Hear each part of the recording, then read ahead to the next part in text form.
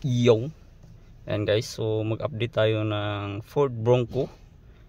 Yung i-update natin yung kanyang wiper motor software update. So mayroon siyang update ng kanyang tawag niya ay wiper motor. So gagawin natin ay pull out natin tong kanyang housing dito sa kanyang steering. Yan. So ito yung gagamitin natin na tools. Ito yung pang-update natin guys. Iyong connector siya. Ayan, connector. So i-connect lang natin dito. Ayan. Iyong. Yan. Okay. Off na natin. Iyong.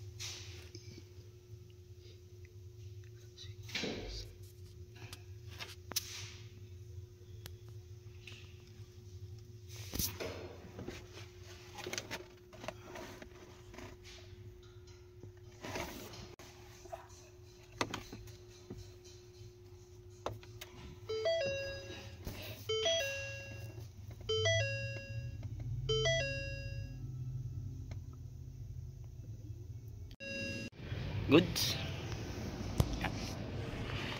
Off. It's good.